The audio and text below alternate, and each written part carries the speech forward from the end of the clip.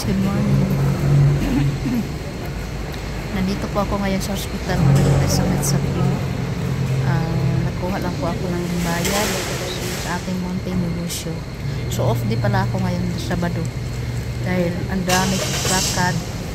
So ngayon guys, naghihintay po ako ng Grab papunta po ng Dungbungon para makuha ng aking license L. Kasi mag-start na po tayong mag-learning ng paano gagamitin ang sasakyan. Tapos pagkatapos doon ay bibilhin lang ako siguro, dadaan na lang ako siguro.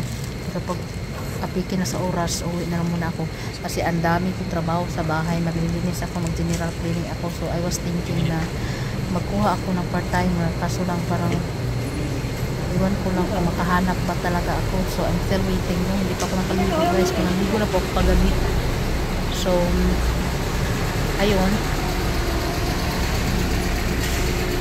ang tagal kasi ng Grab kaya napablog ako. Ayan, dami kong usual guys, dala-dala ko pa rin ang aking paninda kasi minsan makakita tayo ng mga kababayan natin. So magkita tayo, hindi pa masyadong matao dito sa ospital, kaya ngayon nandito na ako. Bye guys, ito pala yung pangdagdag sa aking stock. Bibinta na rin ako ng relo na Rolex at saka iba pang mga relo, ibang brand. Ito po, maganda po siya. Maliit lang po siya, girl na girl. Calendar na ano. So, sa mga gustong magbili, sa mga nagkakasaba, bili lang po, mura lang po. Dagdag extra income guys, kasi kailangan natin ng extra income. Yung si Kachay.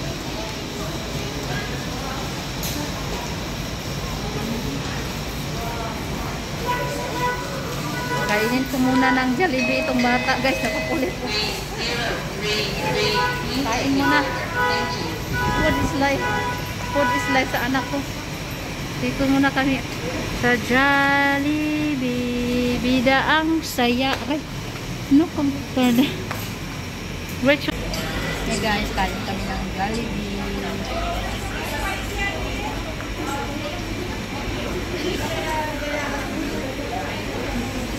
Ito ko din. Kain tayo guys. Kasi kain. Kain tayo. Gawin lagi. Kain tayo guys. Shit.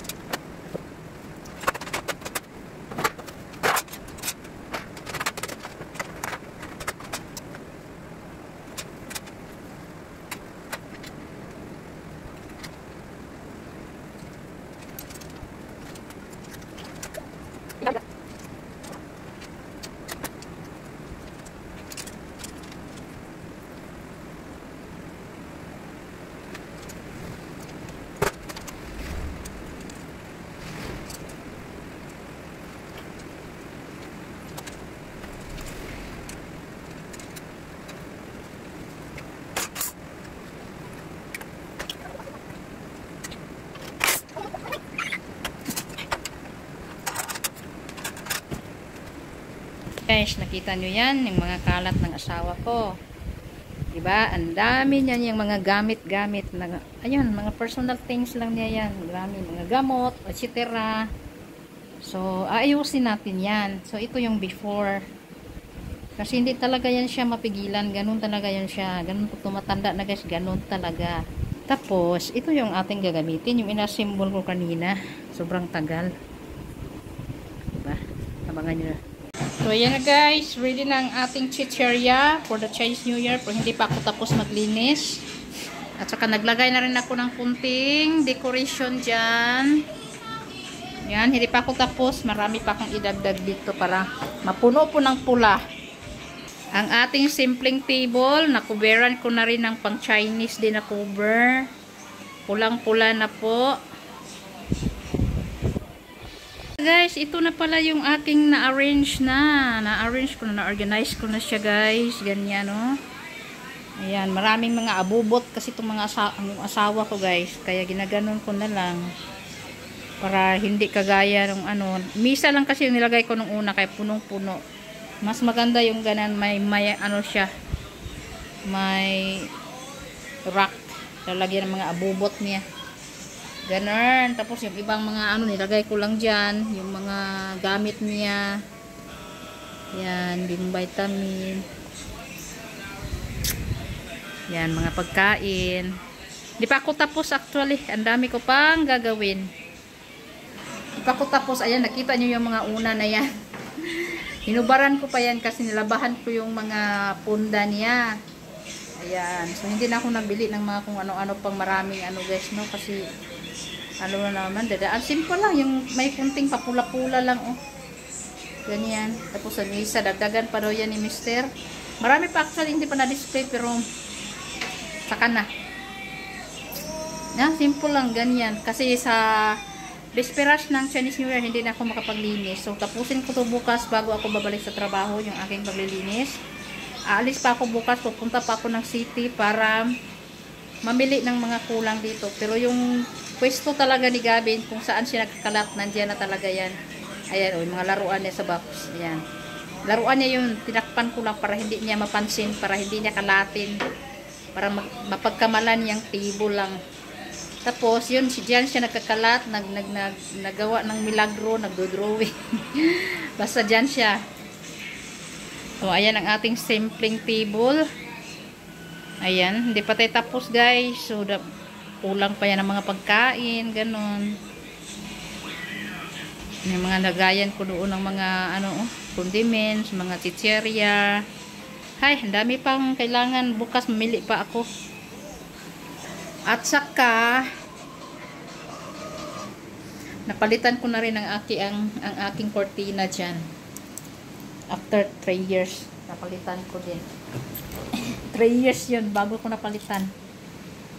So, papalitan ko pang ng table na, yung cover ng table, grabe yung mukha ko eh. Cover ng table ng center table na yan, papalitan ko pa yan ng red din.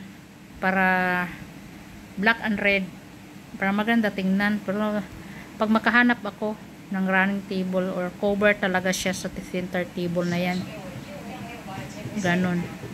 Hindi pa ako tapos talaga guys. Ang dami ko pang nilabahan. Grabe. Bukas magsampay ako sana mag-init. Kasi buong araw umuulan ngayon eh. Ayan.